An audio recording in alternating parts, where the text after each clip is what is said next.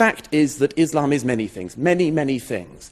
But to say it's a religion of peace is nonsense. It's to ignore reality. It's to ignore very difficult but necessary facts. Hi everyone, welcome back to the channel. If you are meeting me for the first time, my name is Clevy and it is so nice to meet you. You guys, we have another video today up for discussion, and this is one YouTube themselves even recommended, and it says, if you could only watch one video about Islam, let it be this one.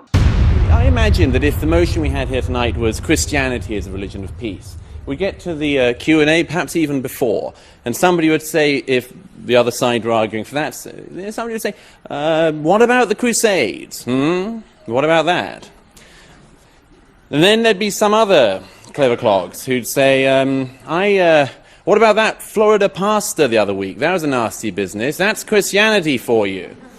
If we'd had tonight, Judaism is a religion of peace, the other side were trying to argue that. Sure as anything. There'd be people popping up in the hall tonight saying, oh, there's this bit in one of the Old Testament books, really, really bad. All sorts of massacres going on. Why don't you talk about that? There might even be people trying to say that the argument that Judaism was a religion of peace couldn't be argued because people would say, look at what Israel is doing, and isn't that a direct response, and so on. So let's not have a debate about Islam and whether or not Islam is a religion of peace without talking about the facts to do with Islam. It's an absurd situation we're in, where nothing that anyone does whilst being Muslim is any responsibility of Islam's. Yet anything anyone does whilst being a Christian or a Jew is responsibility of all Christians, all Jews. Let's make this as straightforward as I can. Take the categorization that eminent scholars like Bernard Lewis, Ibn Waraq have made. Let's say Islam is a very, very complex thing. And the best way I can do this in the very short time I have is say you have three Islams. Islam 1, 2, and 3. Islam 1, the Quran and the life of Muhammad and the Hadith. Islam 2, the tradition of the Sharia. Islam 3, what Muslims do now. The first of those things, Islam, the Quran and so on, is bad. It is bad. There is a lot of violence in it. And what's worse, the peaceful verses are superseded by the violent verses. The violent verses also, sadly, are more numerous in number. Then you've got the life of Muhammad. Again, a bad man. A very bad man, it has to be said. Not a great role model, if you look at it. Takes child brides, abuses a small girl, multiple wives, himself a warrior, himself a war criminal, himself beheads Jews. This, I would have thought, would be a signal of not great peacefulness. Then you've got the tradition of the Sharia. Again, not great peacefulness. Still, no schools of Sharia that people in this hall would want to submit to. And thirdly, what Muslims do now. Thankfully, there is some hope in that one. Because most Muslims, thank goodness, I almost said thank God, but old habits die hard. Most Muslims don't do what those texts say. Douglas Murray challenges the notion that Islam is a religion of peace by pointing to various passages in the Quran that seem to endorse violence and to the historical record of the life of Muhammad, who, according to some interpretations, led a life that included acts of war and conquest. Murray argues that to understand the role of Islam in contemporary conflicts and acts of terrorism, one must look critically at these aspects of Islamic history and scripture. For example, Murray often cites verses from the Quran, such as Surah 9:5, which says, "And when the sacred months have passed, then kill the polytheists wherever you find them, and capture them, and besiege them, and sit in wait for them at every place of ambush." Critics of Islam argue that such passages have been used to justify violence by extremist groups. It's important to note that interpretations of these verses vary widely among Muslims, with many scholars and believers arguing that they are taken out of context and that the Quran overall advocates for peace. Additionally, Murray brings up the life of Muhammad, who led several military campaigns during his lifetime. According to historical sources, Muhammad participated in battles such as the Battle of Badr and the Battle of Uhud. Murray suggests that understanding Muhammad's role as a military leader is crucial when discussing the influence of Islam on its followers. This perspective isn't without its supporters and detractors. For instance, former Muslim Ayyan Hirsi Ali has echoed Murray's sentiments, arguing that Islam needs a reformation to address its more violent and intolerant aspects. On the other hand, Many Islamic scholars emphasize that the context of the times was very different and that these actions were in line with the norms of tribal warfare in the 7th century Arabian Peninsula. Statistics also provide a backdrop to these discussions. For example, a 2013 study by the Pew Research Center found that a significant minority of Muslims in several countries support the implementation of Sharia law, and in some cases, severe punishments for apostasy and blasphemy. While these views don't represent all Muslims, they do highlight a strain of thought within Islam that aligns with Murray's concerns.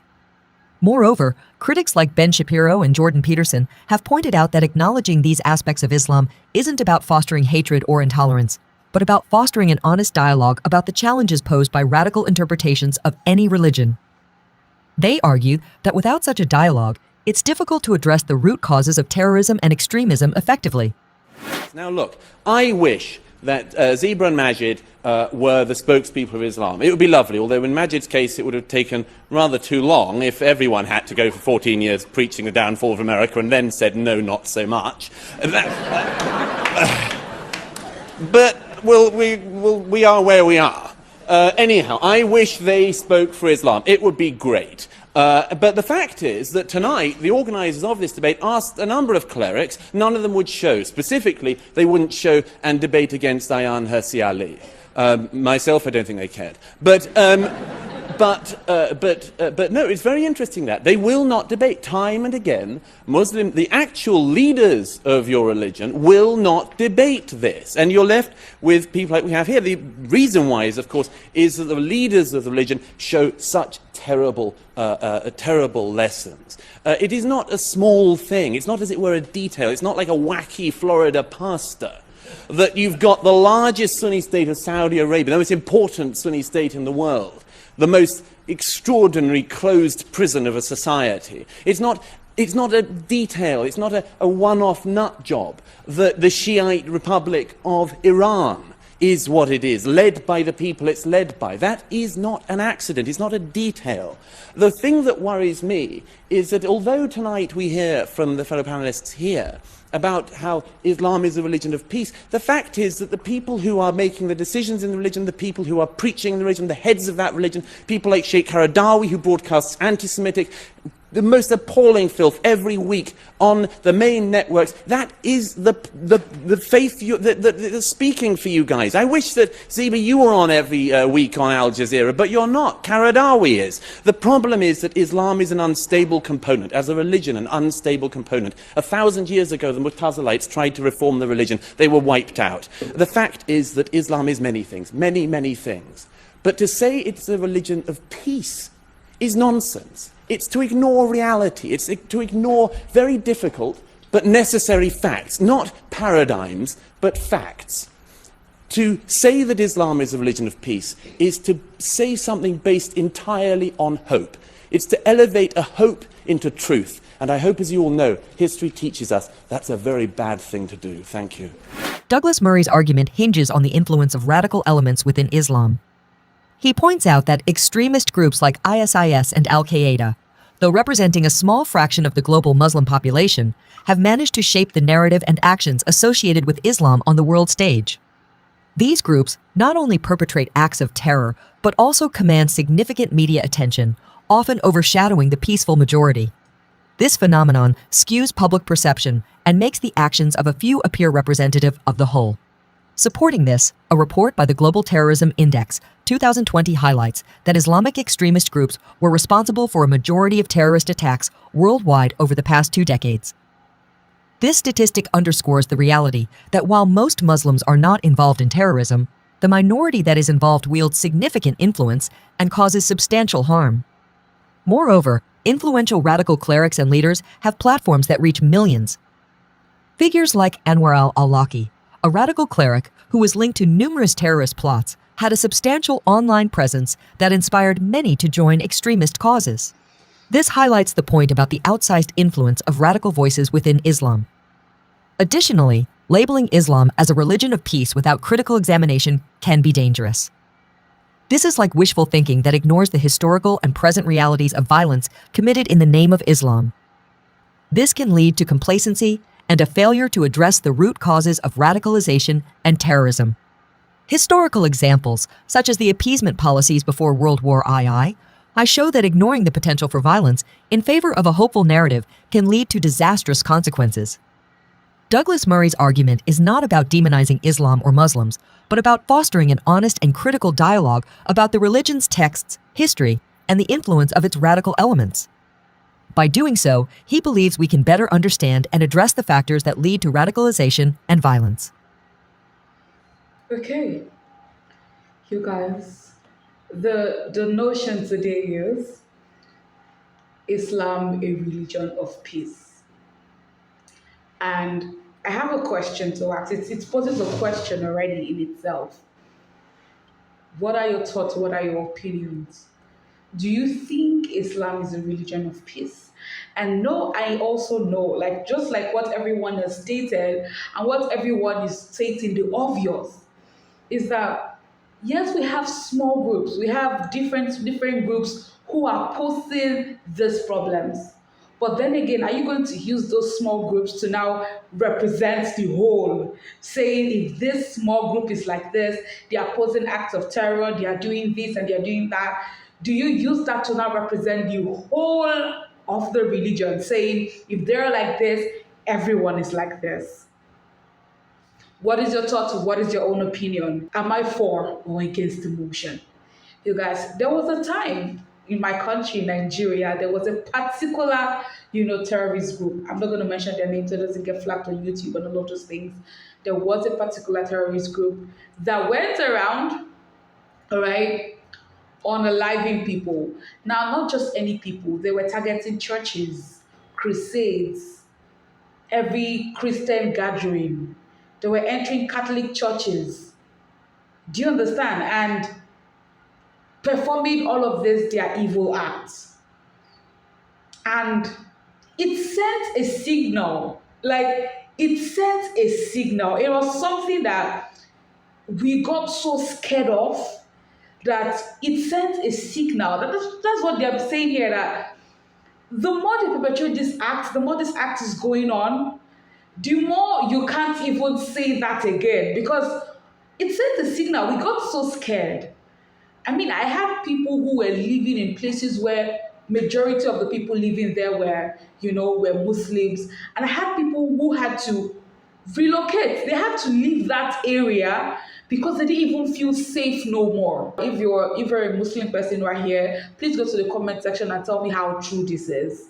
Just explain if you can. So at that point, we heard that they said when they do these things, because sometimes it is bombs, and bombs, even with the person holding it, everything is gone in the thin air, right? And so we heard that when the question of aren't they even scared for their lives too? And we heard that when that happens, they have paradise in their heaven, they are giving wives in their heaven. Like it's actually like there is a reward of some sort waiting for them. And when like that was enough motivation for them to continue whatever they're doing. If it's made us question a whole lot of things. And that is why I'm saying right here, if you're Muslim, just come to the comment section and explain it for me. Because at that moment, everyone was scared. And they're like, yeah, there's a reward for them. So you're like, if there's a reward for them for doing these things, they won't even stop. I still have people who now, like, they don't even have Muslim friends and all of, like, they just want to do away with anything of that religion because they're like, one moment they can wake up and, do you get me? So, like, you guys, I know it is not everyone. Just like same with Christianity, I also know that it is not everyone that is good. Okay? The things that Christians do to themselves, oh Lord, let's not even enter that one. It's just the same with every other religion too. But but the thing, the thing causing all of this confusion is because of that group, those little groups that are always popping up from time to time. And you're looking at which religion do they belong to, and all of them are mostly always belonging to the Islam religion. Do you understand? So it's more like People are not being like, why are they always violent? I've had Muslim friends. I have people who will support that are Muslims. They are good. I have someone I love so much, Putri. She is Muslim. I love people like that. Like, they are peaceful. I know most of you too do. Like, you have friends who are Muslim, they are peaceful, they are amazing. Sometimes they're not even in support of all of these things happening. That's why you can see the other interview where we checked out when it was on Channel 4 News, Douglas Murray and Andem Chowdhury. You guys remember? He said it's disgusting to both Muslims and non-Muslims because it's not everyone that is supportive of these things. So it's more like if you now mention Islam and you mention peace, people will tell you Islam and peace cannot be in the same sentence because of all of those little groups that are always coming out and doing these massive things that you just cannot ignore. Do you understand? Like, you cannot say with your full chest because you're like, then what happened? Like, there are question marks every other places. But you guys, what's your own opinion? What do you think about the issue? Let me know in the comment section. As usual, the video starts from there. I would see you right there.